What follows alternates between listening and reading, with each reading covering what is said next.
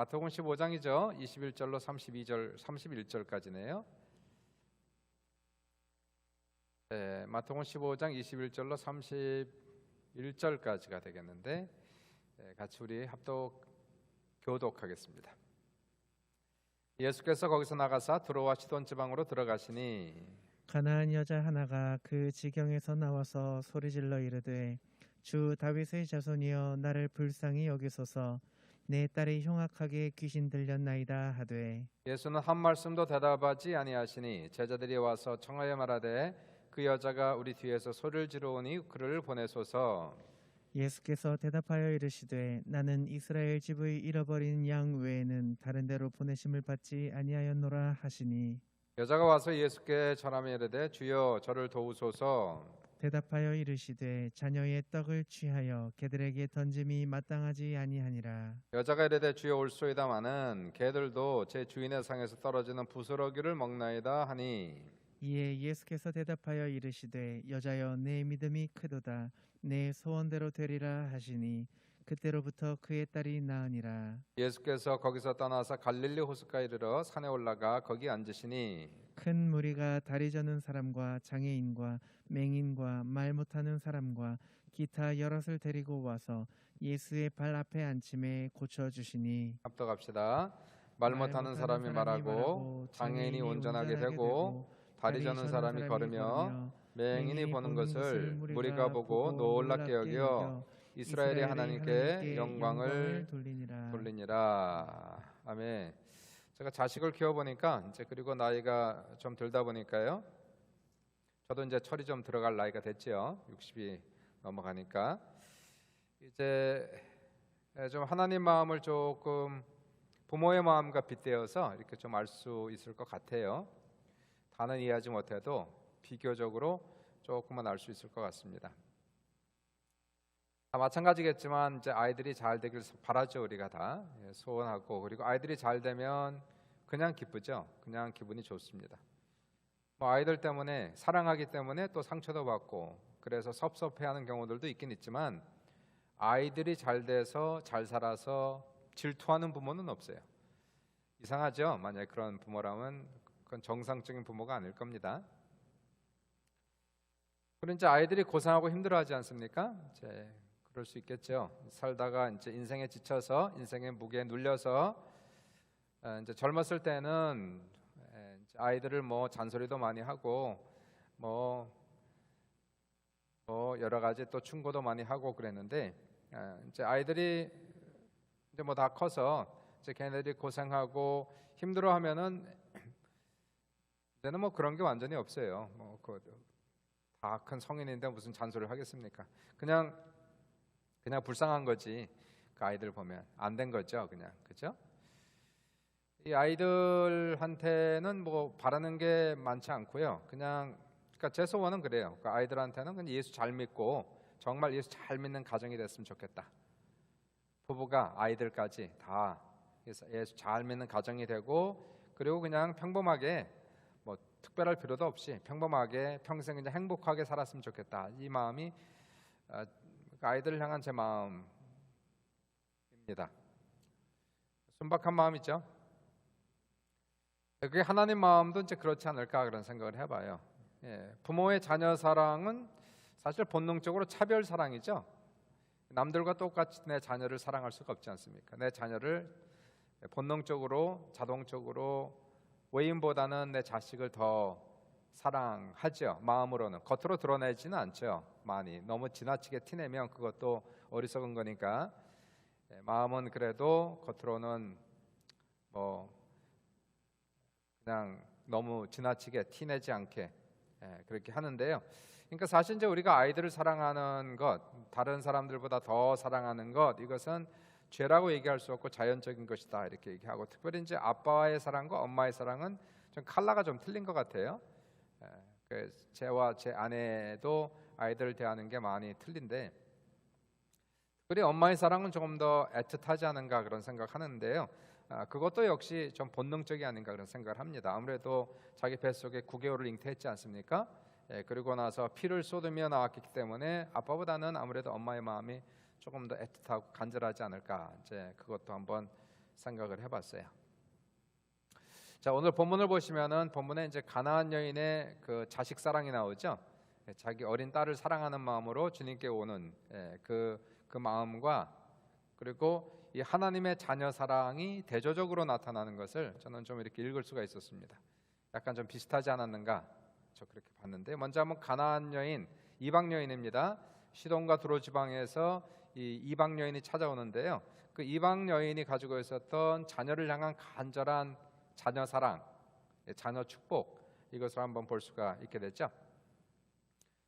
시돈과 두로 지방이라면 지금의 요르단 쪽입니다. 저 북쪽에, 이스라엘 북쪽에 있는 요르단 지역에 한 이방 여인, 가나안 여인이라고 나와 있죠. 이방 여인을 얘기하는 겁니다. 어린 딸이 흉악한 귀신에 들려 엄청나게 고생을 하고 있다, 이렇게 성경은 지금 표현을 하고 있어요. 흉악하게 귀신에 들렸다. 흉악하게 귀신에 들렸다.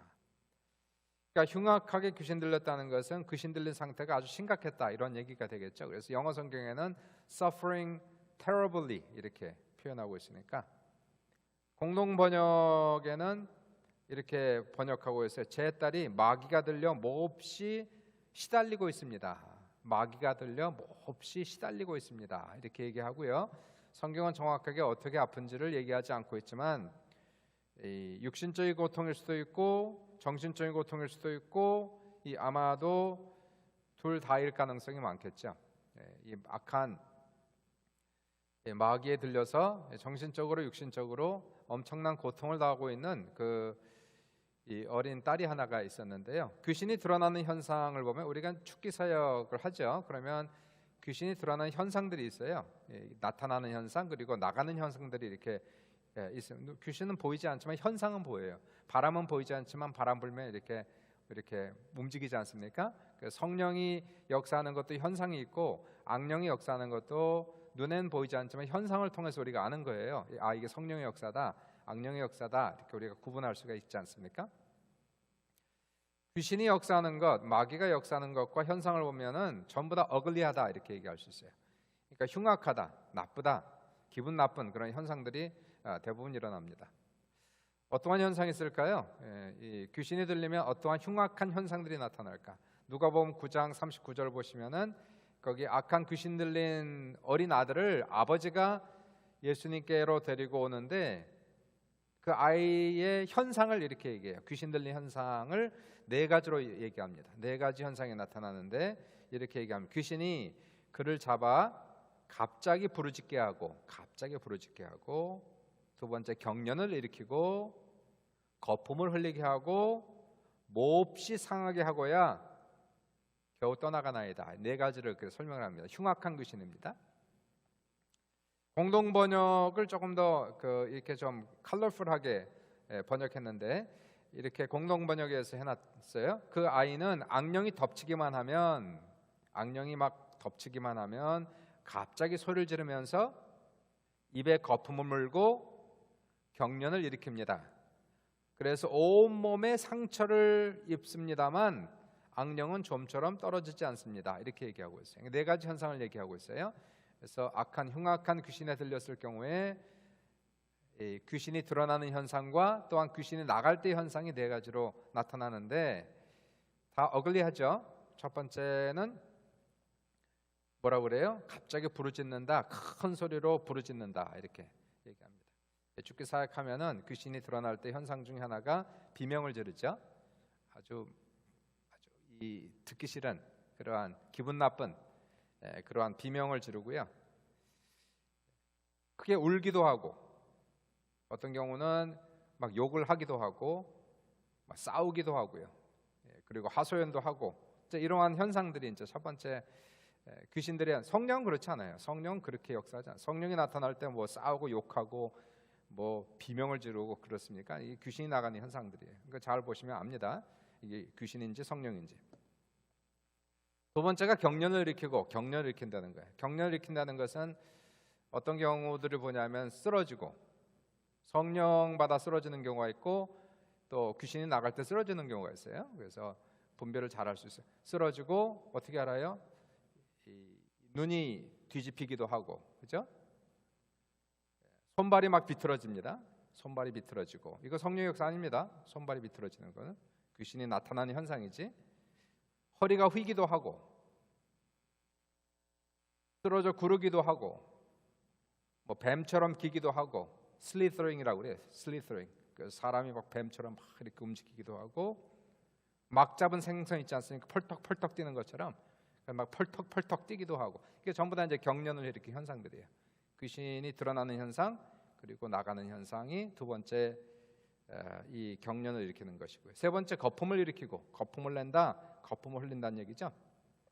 정말 거품이 나기도 하고, 보면요, 많은 경우에 토하는 경우가 많습니다. 속에 있는 것들을 토해내고, 악한 것들 토해내고, 이물질이 막 나와요. 그래서 몸에서 막 이물질이 나옵니다.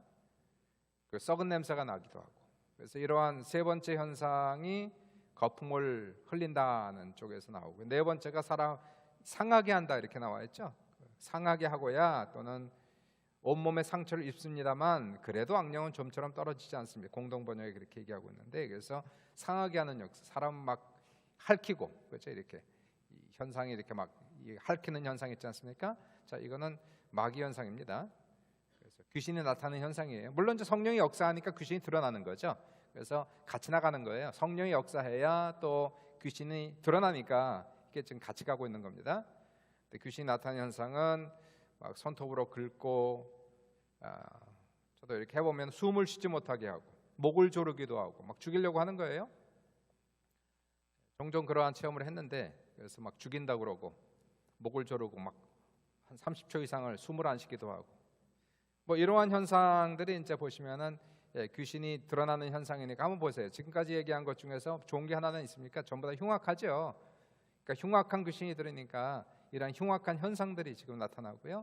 이 귀신들이 나갈 때도 흉악하게 그냥 나가는 경우가 없어요. 전부 다 흉악하게 나갑니다. 악한 모습을 가지고 나가는 것을 좀 우리가 보게 되죠. 뭐 축기 사역을 여러분이 경험을 했는지 모르겠지만은, 이런 현상이 혹시나 나타나면 이것도 이제 영적 분별인데요. 그래서 영적 분별을 잘 하는 게 중요하겠죠. 이게 성령의 역사인지 악령의 역사인지 무엇인지 우리가 잘 봐서, 혹시라도 이런 현상이 나타날 경우, 왜냐하면 이게 하나님의 은혜가 임하고 성령이 역사하시면 그게 저절로 나타날 경우들이 있어요. 이게 뭐 귀신을 막 불러내고 쫓아내지 않아도 은혜가 있는 곳에, 성령이 넘치는 곳에 이런 현상들이 저절로 나타날 때가 있거든요. 숨지 못하는 거죠. 다시 말해서 악한 영들이, 악한 영들은 숨어 있는 걸 좋아하니까 숨지 못하고 성령의 역사에서 드러날 때에, 그래서 이러한 이상한 현상들은 이거는 귀신의 역사구나, 성령의 역사니까 악령이 숨지 못하고 드러나고 있구나, 이걸 금방 아셔야 되고, 이렇게 드러난다는 건 좋은 겁니다. 이런 것들이 숨어 있는 건 안 좋은 것이고요. 보이지 않는 게 더 위험한 거예요. 보이는 건 위험하지 않아요. 이렇게 보이면 이제 나가는구나, 드러나는구나. 그러고 나서 계속해서 예수 이름을 쫓는 거예요. 예수 이름이 능력이 있습니다. 예수 이름으로, 예수 이름이 엄청나게 능력이 있어요. 예수 피, 그리고 예수 이름으로 우리가 끊임없이 이렇게 쫓아내는 거죠. 나사렛 예수 이름으로 떠나갈지어다. 예수 이름으로 떠나갈, 손댈 필요도 없어요. 예수 이름으로 떠나갈지어다. 예수 이름으로 떠나갈지어다. 금방 안 떠나갈 때도 있고요, 금방 떠나갈 때도 있고, 약한 거는 금방 가고 강한 것은 오래 있고, 그래서 우리가 끊임없이 계속하여 믿음을 가지고 포기하지 않고 계속해서 우리가 예수 이름을 부르면 그놈은 언젠가는 나가게끔 되어 있습니다. 자, 지금 여기서 나오는 그 현상을 잠깐 말씀드렸는데, 이게 악한 흉악한 귀신에 들렸을 때 나타나는 현상들이다 이렇게 얘기한다면, 자, 이 악한 귀신에 심각하게 들리면 그것도 이제 수준이 있지 않습니까? 단계가 있는데 어느 정도 귀신에 들렸느냐는 단계가 있지만은, 지금 우리가 보는 이 가나안 여인의 어린 딸은 심각한 상태에 지금 가 있는 거예요. 정상적인 생활을 할 수 없을 정도로 이 어린 딸이 흉악한 귀신에 눌려서 고통당하고 있는 그런 상태니까,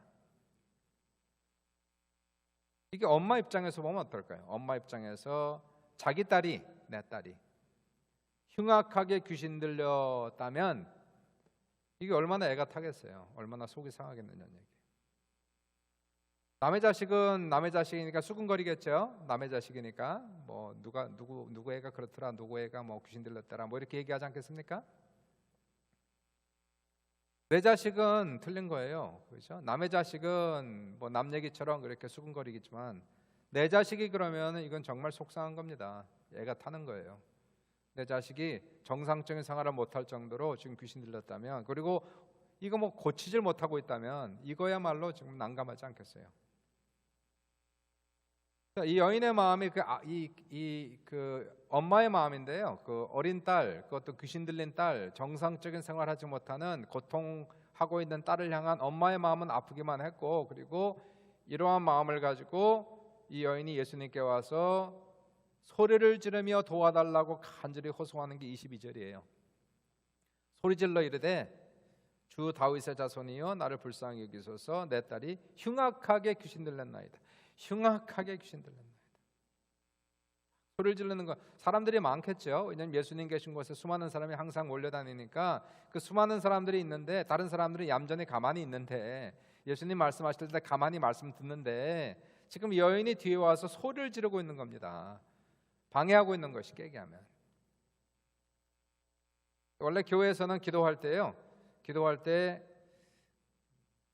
눈치가 있는 사람은 다른 사람과 보조를 맞추어서 기도를 해요. 그죠? 소리를 팍 할 때는 같이 기도하고 소리가 죽으면 같이 죽고 이래서 이제 보조를 맞추면서 이게 이제 영적인 눈치가 좀 있어야 되지 않습니까? 가끔가다 이제 그러한 거를 모르는 사람들이, 지나치게 튀는 사람들이 있죠. 방해가 될 정도로 튀는 사람, 박수를 쳐도 같이 이렇게 호흡을 맞춰서 쳐야 되는데 지나치게 소리가 아주 이렇게 거슬리는 소리를 내는 그러한 사람들이 가끔 있어요. 주의해야 되죠.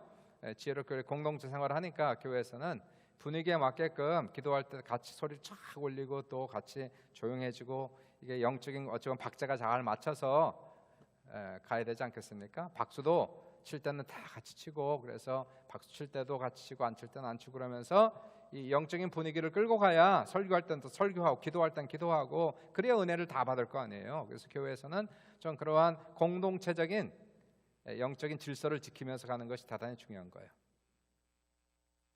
그러한 공동체적인 질서를 깰 때에 그럼 어떻게 됩니까? 가서 좀 조용히 얘기를 해주든가 조심하라고 하든가 가르치든가. 근데 여인 같은 경우를 보시면은 지금 상황이 그게 아니지 않습니까? 그래서 사람들이 많이 모여 있어서 예수님이 얘기할 때는 설교를 듣고 하는데 여인이 뒤에 와 소리를 지르고 있는 거니까 그 모임이 지금 방해가 되고 있다는 거예요. 그런데 지금 이 여인 입장에 있어서는 상황이 너무 급하다는 거죠. 너무 아프다는 거죠. 지금 이 여인에게는 자기 자식의 문제이기 때문에 이게 너무 힘든 거예요. 자식의 문제. 다른 자녀가 있었는지 모르겠어요. 이 여인에게는. 자녀가 있든지 없든지 하여간 이 여인에게 어린 딸 하나가 지금 흉악하게 귀신이 들려가지고, 다른 자식들은 다 괜찮은데 이 하나가 지금 이게 문제라. 손가락이 10개인데 하나를 깨물면 다 아픈 거 아니겠습니까? 이 여인이 체면도 불구하고 부르짖어 기도하는데요, 기도는 좀 매너 있게 고상하게 기도하면 얼마나 좋겠습니까? 그런데 이 여인은 지금 그렇게 고상하게 매너 있게 기도할 만한 그러한 마음의 상태가 아니라는 거예요. 사람들이 뭐라고 얘기하든 이 여인은 지금 자녀를 위해서 그 마음이 애가 타니까, 애간장이 타니까 간절히 기도하는 거죠. 주님, 제 딸 살려주세요. 제 딸 고쳐주세요. 제 딸 구원해주세요. 뭐 이걸 끊임없이 반복적으로 지금 얘기하는 겁니다. 뭐 기도가 여기 무슨 뭐 멋있는 문장을 쓸 필요가 있겠습니까? 그냥 같은 말을 계속 반복하고 있는 거죠. 고쳐주세요. 주님 고쳐주세요. 제 딸 좀 불쌍히 여겨주세요. 같은 말을 계속하고 있는, 기도는 사실 그렇게 하는 거예요. 기도는 말을 유창하게 많은 말이 필요한 것이 아니고 내가 지금 간절히 바라는 거 한 가지를 가지고 계속해서 반복하는 거예요. 끊임없이 주님께 한 가지를 가지고 주님 이거 좀 들어달라고 끊임없이 그렇게 기도하는 겁니다. 하도 시끄럽게 기도하니까 이 여인이, 여러분이 여인을 봤다면, 만약에 예배 중에 한 여인이 들어와서 막 그렇게 소리를 지르고 있다면은 여러분 입장에서 어떻게 되겠습니까? 방해가 지금 되고 있다면은 좀 눈살을 찌푸릴 수가 있고요. 한 가지는, 또는 그 여인의 입장, 참 무슨 일이 있길래 저렇게 소리를 지르나 불쌍해 보일 수도 있겠죠. 착한 사람은 불쌍해 볼 거고요. 우리가 착한 마음을 가졌으면 그런 여인들 오면은 우선은 무슨 문제인가, 되게 불쌍하네 이렇게 올 수 있고요. 또 아니면은 너무 방해가 되니까 인상을 쓰고 눈살을 찌푸릴 수도 있고, 뭐 조용히 가라고 가서 기도하라고 타이를 수도 있고 밖으로 내보낼 수도 있고, 다른 한 가지 방법이 있는데요. 이러한 여자의 문제를 해결할 수 있는 것은 그 여자의 기도를 들어주는 길이 있겠죠. 그 여자의 문제를 해결해 좀 조용해질 거 아니겠습니까? 이 여인의 기도를 들어주면 조용해질 것 같으니까, 그래서 23절에 제자들도 거드는 거예요. 거들면서 저 여자의 부르짖는 소리를 들어주시고 보내소서 이렇게 얘기하고 있어요. 저 여자의 부르짖는 소리를 들으시고 뒤로 오니 그를 보내소서. 그죠? 예. 주님 좀 들어주시고 빨리 해결해 주시고 이 여자를 보내셔서 이 장례를 좀 이렇게 안정시켜 달라는 이 제자들의 요청이 지금 나오고 있는 겁니다. 정말 오래전에 있었던 일인데요. 정말로 오래전에 제가 성전에 갔는데 어떤 분이 눈물로 간절히 기도를 해요. 얼마나 이분이 절절하게 기도를 하는지 제가 기도가 안 되는 거예요. 집중을 못 하겠어요. 기도 소리를 안 들으려고 그래도 기도 소리가 들릴 수밖에 없는, 크게 기도하니까 기도 내용을 가만 들어보니까 이분이 자기 여동생을 위해서 그렇게 간절히 기도를 하고 있는 거예요. 그러니까 본인은 여기 살고 자기 여동생은 지금 한국에 있고, 그래서 여동생이 캐나다로 와야 되는데 뭐 오게 할 수 있는 방법이 지금 없으니까 눈물로 막 기도를 그렇게 해요. 사실 그때 이게 옛날 얘기인데 제가 청년 때거든요. 그래서 사실 그분이 자기 여동생하고 나하고 엮어주려고 엄청나게 노력을 많이 했어요. 그때 제가 청년이었으니까, 교회 열심히 다닌 청년이었으니까 결혼 이민 시키려고 그렇게 했는데 저는 안 되죠. 왜냐하면 만세 전에 제 아내로 이미 내정된 사람이 있었으니까 그거는 안 되는 일이었고요. 하여튼 얼마나 그분이 그렇게 열심히 기도하는지, 그래서 기도했어요. 제 기도가 안 되니까 제 기도할 수가 없는 거예요. 우선 들어보니까 좀 안타까운 거예요. 안 됐어요. 근데 그분을 아니까 교회에서 같이 신앙생활을 했고, 그분은 성가대에 있었고 나도 성가대에 있었고, 가만 보니까 내 문제보다 저분 문제가 더 큰 것 같아. 더 시급한 것 같아. 그래서 제가 기도를 열심히 했죠. 저분 기도 좀 들어달라고. 하나님 저분 기도 좀 들어주세요. 그렇게 열심히 기도했더니 기적이 나타났고 6개월 만에 그 자매가 캐나다로 오더라고요. 이제 이러한 내용이에요. 그러니까 이 여인이 하도 소리를 지르면서 기도하니까 제자들도 주님 저 여인이 부르짖사오니 저 여인의 기도를 들으시고 보내주소서 이렇게 지금 얘기를 하고 있는 겁니다. 오늘 본문의 이 어린 딸을 위해서 엄마가 그렇게 절절하게 간절하게 기도하는데 예수님의 반응은 신통치 않았습니다. 24절 보시면 예수님이 대답하여 이르시되 나는 이스라엘 집에 잃어버린 양 외에는 다른 데로 보내심을 받지 아니하였노라 이렇게 얘기해요. 그러니까 25절에 여자가 와서 예수께 절하 이르되 주님 좀 도와주십시오. 주님 도와주십시오. 막 눈물을 흘리면서 주님 좀 도와달라고, 제 딸 좀 고쳐주세요. 제 딸 좀 고쳐주세요. 예수님 좀 제 딸 좀 고쳐주세요. 26절에 예수님이 쌩깝니다. 대답하여 이르시되 자녀의 떡을 취하여 개들에게 던짐이 마땅치 아니하니라. 자녀들의 떡을 취하여 개들에게 던짐이 마땅치 아니하다. 모욕이죠. 개취급했습니다. 개취급 당했습니다. 이방인이라고. 보통 사람 같았으면 열 받겠죠. 저 같아도 열 받죠. 이 정도 모욕을 당하면. 근데 여자는 약하지만 어머니는 강한 거예요. 보통 여자였다면은 욕하고 돌아갔을 겁니다. 근데 이 여자는 어머니잖아요. 자기 딸이 지금 죽게 생겼잖아요. 해결해야 되잖아요, 이 문제.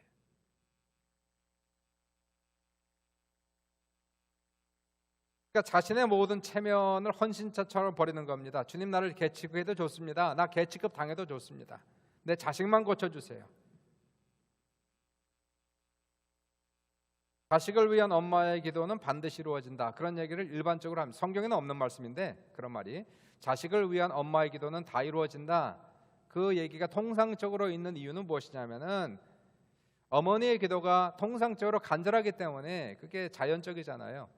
내가 낳은 자식이니까 간절하기 때문에, 그리고 포기하지 않기 때문에, 그래서 자식을 위한 엄마의 기도는 다 이루어진, 그럴 수밖에 없죠. 누구든지 간절히 기도하면, 누구든지 포기하지 않고 기도하면 다 이루어지는데, 그게 엄마가 기도하든 아빠가 기도하든 누가 기도하든. 근데 엄마는 그게 자연적으로 된다는 거예요. 자식을 위해서. 마음이 이렇게 가는 거죠. 자식을 위해서. 엄마가 내가 낳았으니까, 너무 아프니까, 걔가 아픈 것보다 차라리 내가 아픈 게 낫고, 걔가 죽는 것보다 차라리 내가 죽는 게 나으니까.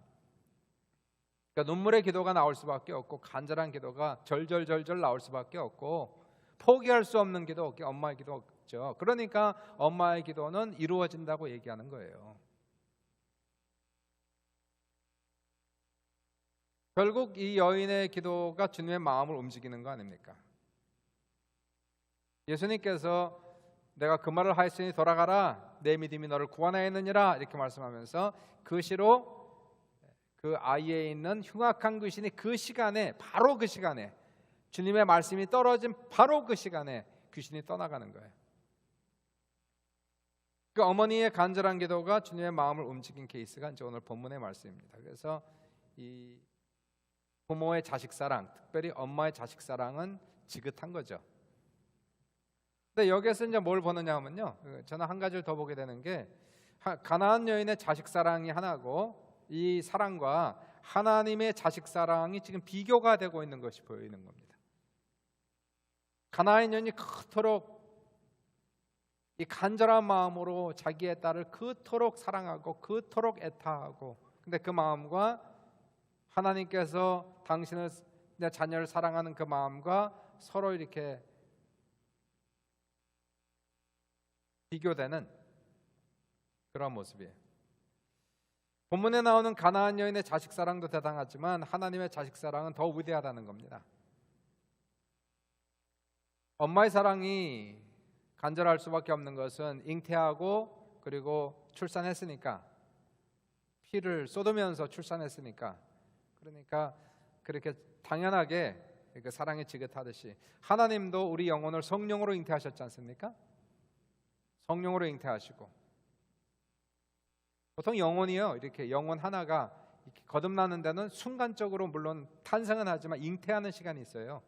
성령으로 오랫동안 잉태를 합니다. 여러분이 구원받을 때 생각해 보십시오. 하루아침에 구원받았습니까? 아니, 그 전에 준비된 시간들이 있었단 말이에요. 하나님께서 내 영혼을 준비시킨 시간들이 있었단 말이에요. 그렇죠? 그게 잉태하는 시간들이에요. 성령께서 내 마음을 서서히 주님의 은혜로 인도한 그 시간들, 조금씩 조금씩 은혜를 깨달은 그러한 시간들, 아직은 구원받은 건 아닌데, 거듭난 건 아닌데, 근데 내 마음이 점점 하나님을 향하여 부드러워졌던 그런 시간들, 전부 다 잉태된 시간들이거든요. 하나님께서 우리 영혼을 성령으로 잉태하시고, 그리고 끝내 예수 그리스도의 피를 쏟아 우리를 낳아주신 사건이 거듭난 사건이지 않습니까? 하나님께서 우리를 그렇게 사랑하시는 거예요. 저는 이게 주변에 보면서요, 이게 하나님 그 신자들 중에서 좀 안타까운 사람들이 있는데, 어떤 사람들은 신자들 중에 지나치게 자기 자책을 하는 사람들이 있어요.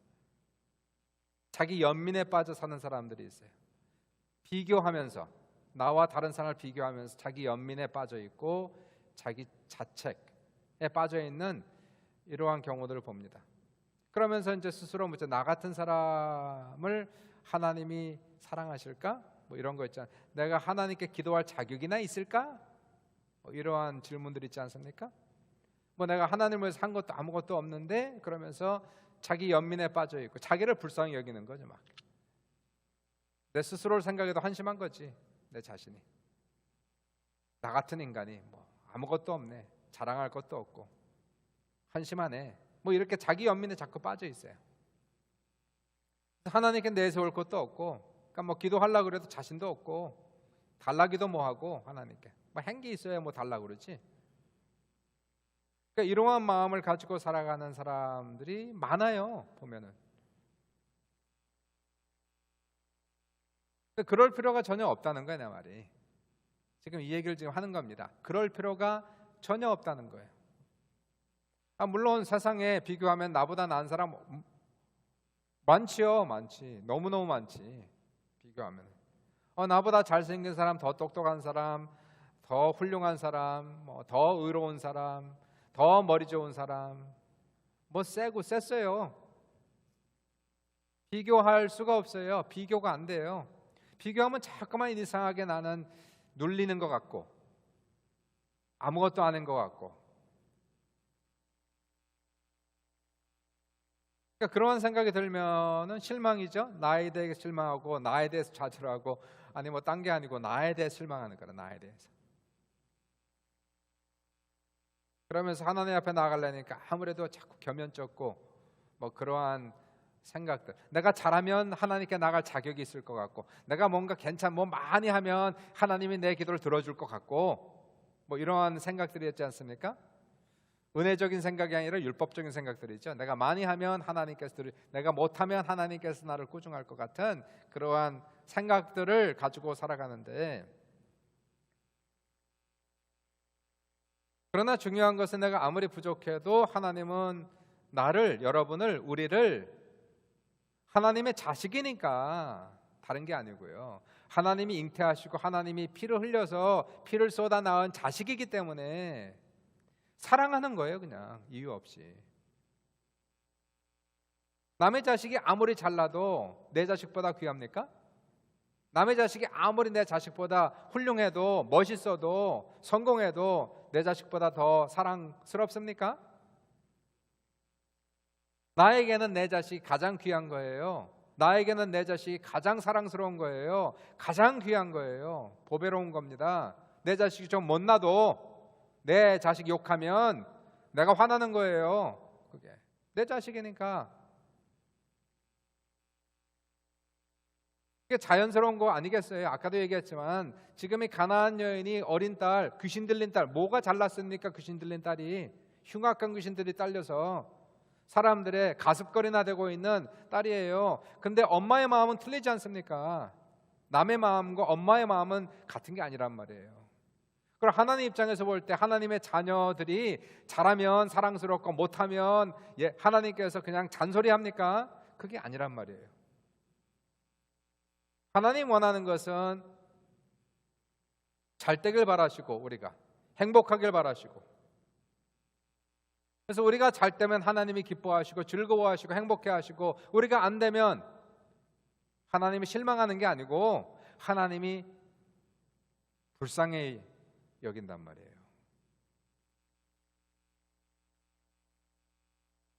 하나님의 자녀가 어떻게 다 잘날 수가 있어요? 그 수많은 자녀들이, 수많은 사람들이 다 잘나면 못난 사람은 세상에 어디 있습니까? 우리가 조금 못나줘야 잘난 사람도 잘난 맛에 살 수 있는 거 아니겠어요? 예수 믿는 사람이 어떻게 다 멋있고 대단할 수 있어요?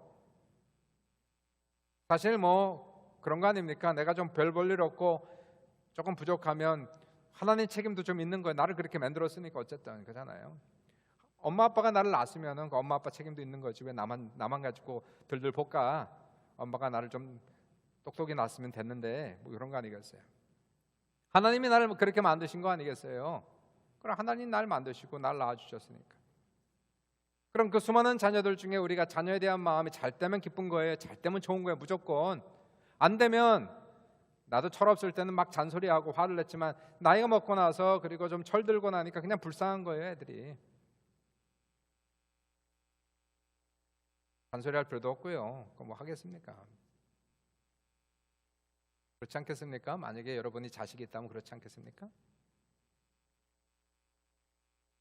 그래서 부족하고 연약할수록 더 귀히 여기는 거 아니겠어요? 부모의 마음이 하나님의 마음이. 생각해 보세요. 하나님의 자녀들이 흉악한 귀신에 들려 고생하고 있다면, 하나님의 자녀들이 흉악하게 귀신 들려 고생하고 있다면 하나님 마음은 어떠하시겠는가? 이방 여인이 자기 딸을 고치고자 하는 간절한 마음, 그것보다 훨씬 더 하나님은 그러한 사람을 향한 긍휼한 마음이 있으시다는 거예요. 예수님이 말씀하지 않습니까? 자녀의 떡을 취하여 개에게 던짐이 마땅치 않도다. 그러니까 여인이 뭐라고 그래요? 맞습니다. 그러나 개들도 주인의 밥상에서 떨어지는 부스러기를 먹나이다. 다시 말하여 주님, 저에게 부스러기라도 주시면 제 딸 낳을 수 있어요. 주님을 그만큼 올려드린 거죠. 제가 원하는 건 무슨 큰 잔치상을 원하는 것도 아니고, 주님, 맞아요, 저기 이방인입니다. 개라고 해도 좋습니다. 그러나 부스러기라도 주시면 제 딸 부스러기라도 먹고 제 딸 고치시면 하면 됩니다. 여러분, 우리가 중요한 것은 우리가 하나님의 자녀로서 건강한 자화상을 갖는 게 대단히 중요한 거예요.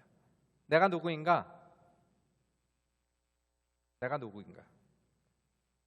내가 하나님의 사랑받는 자녀임을 믿으시길 주의 이름으로 축원합니다. 하나님의 사랑받는 자녀, 하나님의 사랑받는 자녀, 그냥 무조건 사랑하시는 자녀.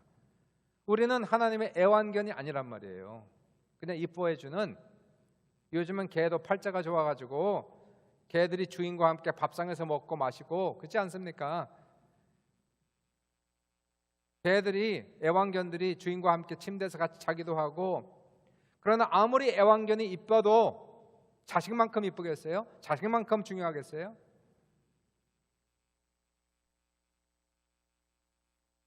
그러니까 우리가 생각하는 것이, 우리가 하나님의 내가 자녀임을, 사랑받는 자녀임을 깨닫는 건 너무 중요한, 자화상이 중요한 겁니다. 내 자화상을 어디에 둘 것인가? 나의 행위에 두면 안 된다는 거예요. 내가 얼마나 잘하고 있느냐, 여기에 자기의 자화상을 두면 큰 문제가 된단 말이에요. 내가 가지고 있는 나의 자화상은 내가 하나님의 사랑받는 자녀임을 내 행위에 관계없이, 잘하든 못하든 관계없이 하나님은 나를 사랑하시는, 예수 이름으로 낳아주신 하나님의 자녀임을 내가 확신하는 것. 그래서 나 때문에 너무 실망할 필요 없고, 나 때문에 너무 내 자신으로 인해서 너무 자기 연민에 빠질 필요도 없고, 우리가 하나님 집에서 자유로워야 되는 거예요. 우리 아이들이 집에선 남의 집에 가면 눈치 봐야죠. 눈치 봐야 되는 거예요. 남의 집에서는 눈치도 없이 다니는 건 그건 안 되는 겁니다. 내 집에서는 눈치 보면 안 되지. 부모니까 자유가 있는 거 아니겠어요? 사랑 안에 자유가 있단 말이에요. 그래서 하나님 집에서 하나님 눈치 보고 살지 말자는 얘기예요. 뭐 눈치를 보고, 하나님의 눈치를 본다고 하나님께서 그거 모르시겠습니까? 우리의 연약함을 우리가 아무리 숨긴들 숨겨지겠습니까? 우리의 연약함을 이미 다 알고 계신 것, 하나님 앞에서 우리가 자유로워야 된다는 거예요. 하나님의 은혜와 복을 받을 만한 충분한 이미 그러한 자격, 그 자격은 우리의 행위에 있는 것이 아니라 바로 나의 정체성, 나 신분, 하나님의 자녀가 된다는 것입니다. 광고도 광고가 되겠지만은 간증도 되겠는데요. 오늘 조성호 형제죠, 이미경 집사 둘이 기도를 받으러 왔어요. 애들 셋 데리고 기도를 받으러 왔는데, 이제 내일 모레 이제 완전히 갑니다. 칼가리로 이제 완전히 내일 짐 붙이고 목요일 날 아침에, 금요일 날, 오늘 수요일이죠. 금요일 날 아침에 이제 칼가리로 완전히 떠나는데, 우리 교회 벌써 온 지가 10년이 넘었어요. 이미경 집사가 신앙이 아주 많이 자랐습니다. 지난 10년 전하고 지금하고 10년 걸리는 거예요. 그만큼 신앙이 성장하는데 오랜 세월이 걸리는 겁니다. 그렇죠? 감사하죠. 그래서 10년 동안에 애도 낳고, 여기서 이제 마태가 처음 왔을 때는 뭐 아주 어렸을 때, 아기 때 왔고, 그리고 이제 이선하고 제롬이 7살인가 뭐 그렇다고 그러는데, 이제 여기서 애도 나서 이제 아들 셋에 이민도 다 해결되고, 그리고 이제 가는데, 제 입장에서는 참 아깝죠. 왜냐하면 이제 이제 주일학교 3명 빠지지 보니까 또 좋은 사람 가지. 그래서 제 입장에서는 아깝긴 하지만 또 하나님께서 부르시는 거니까 뭐 축복하면서 정말 간절히 위해서 이제 축복을 이렇게 해주었는데, 잘 되길 주의 이름으로 축복합니다. 칼가리에 가서 꼭 성공하시고, 또 재정적으로도 그렇고 본인이 원하는 그러한 계획대로 잘 될 수 있기를 바라는데, 특별히 이제 그 조성호 형제가, 조성호 형제는 아직 이제 신앙이 아직 깊이 있는 신앙은 아직 못 들어왔어요. 이 사람 지금 아직도 초신자인데, 조성호 형제가 이제 한 달 전에 이제 준비하기 위해서 이제 칼가리를 간 거예요. 가서 이제 집도 구해야 되고, 근데 그렇게 이제 집이 안 나오는 겁니다. 이제 한 달 있었는데 거의 한 달이 다 돼가는데 렌트를 못 구하는 거예요. 집이 하나가 나오면 10명이 붙는다는 거예요. 그래서 도저히 구하지 못한다는 거예요. 이제 시간은 흘러가죠. 이제 와서 이제 갈 준비를 해야 되는지 본인도 이제 마음이 다급하니까 이제 그 집이 구할 수가 없는 이유가 애들이 3명이라고 그러면 아예 전화가 없대요. 우리 집에 어린애가 3명입니다. 그러면은 이 집주인이 아예 뭐 연락도 없다는 거예요.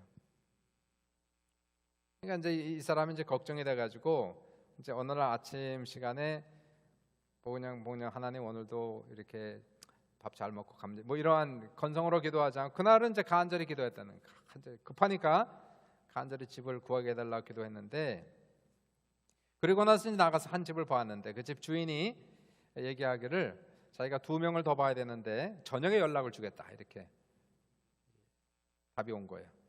근데 조성호 형제가 이제 마음에 뭐가 와닿는지 그날 이 집 보고 또 다른 집 한두 개를 더 봐야 되는데 안 보고 집에 와서 기다리고 있었대. 볕장도 좋아. 저녁까지 기다린 거예요. 그리고 저녁 10시 반에 이제 그 집 주인한테 전화가 왔다는 거예요. 돈 가지고 오라고. 그러니까 된 거죠. 됐어요. 그러니까 이 사람이 이 경험을 하고 나서 우리한테 별거 아닌 것 같은데 이 사람한테 별거라 이게 굉장히 중요한 거였어요. 그렇죠? 다급하니까 지금 집을 구한다는 게 못 구하면 큰일 나는 거 아니겠어요? 다급했던 그런 상황을 한 번 딱 기도했는데 20일 동안 자기가 죽도록 고생했는데 안 된 거예요. 근데 하루에 기도하고 그날 나가서 한번 보고 그거 해결하고. 이건 이제 우리가 체험 신앙이다 이렇게 얘기하는데 작지만 본인에게는 큰 체험이 된 거예요. 그러니까 하나님이 있는 걸 그냥 믿었는데 이제 정말 있다는 걸 믿고요. 하나님 기도한다는 소리를 듣긴 들었는데 정말 응답한다는 것을 이번에 체험을 했다고 그렇게 얘기하고요. 하나님 참 친절하지 않습니까? 하나님의 자식이 지금 20억의 인구가 하나님 믿는다고 하는데 그 모든 사람들의 기도를 다 들어주시고 기도도 큰 기도도 아니고 집 구하는 것 때문에 기도했는데 그거 들어주시고 우리 하나님이 친절도 하셔도 보통 친절한 분이 아니라는 거예요. 별것도 아닌 기도까지도 들어주신 하나님. 이것이 뭐냐면은 하나님의 자녀가 받는 축복을 지금 얘기하는 거예요. 우리가 하나님의 자녀가 되었다는 확실성을 가지고 살아가는 거예요. 우리의 눈에 보이지 않지만 하나님께서 우리를 성령으로 잉태하시고 예수의 피를 쏟아 우리를 낳아주신 하나님은 나의 아바 아버지다. 얼마나 가까우면 내 아빠 아버지라고 우리가 부르짖습니까? 가나안 여인을 가만 생각하시면서 저는 비교하는 것이 가나안 여인이 있어요. 자기 어린 딸이 귀신이 들려서 이 어린 딸을 위해서 간절한 마음을 가지고 그 모욕을 당하면서까지도 이 아이의 문제를 해결하기 위한 이 가나안 여인의 마음이 있고요. 그 여인보다 큰 마음이 바로 하나님 아버지의 마음이란 말이에요. 우리를 향한 특별히 잘 되는 자녀들은 하나님이 그냥 기뻐하세요. 즐거워하세요. 그러나 고통당하고 어려워하고 귀신 들리고 고통당하는 이러한 자녀를 향해서는 하나님이 그냥 긍휼히 여기는 거예요. 불쌍한 거예요. 그리고 그 상황을 해결해 주고 싶은 마음이 하나님 마음이라는 겁니다. 우리는 하나님의 자녀임을 우리가 알아야 되고 지나치게 자기 연민에 빠지고 자기 실망에 빠지고 하지 말고 내가 하나님의 자녀가 되었음을 진심으로 우리가 믿고 그리고 하나님 앞에 나아가서 내가 하나님의 사랑을 받는구나. 내 행동에 관계없이 물론 우리가 죄 지면은 자꾸 죄책감이 드는 건 알지만은 그러나 우리가 아무리 부족해도 아무리 못나도 하나님은 그 사랑을 결코 거두지 아니하신다는 것. 하나님께서는 우리가 서로 탕자가 되었다 할지라도 하나님은 늘상 우리에게 와 있다는 것. 그리고 우리가 하나님의 자녀로서 무엇이든지 기도하면 하나님이 듣는다는 것. 우리는 부스러기를 먹는 게 아니잖아요. 자녀인데 왜 부스러기를 먹습니까? 자녀니까 하나님과 함께 밥상에서 먹는 거예요. 잔치상을 먹는 거예요. 이러한 생각을 가지고 우리가 하나님의 사랑 속에서 확신하고 그리고 하나님은 분명히 내 인생 속에서 좋은 것을 주신다. 잘 되게 하신다.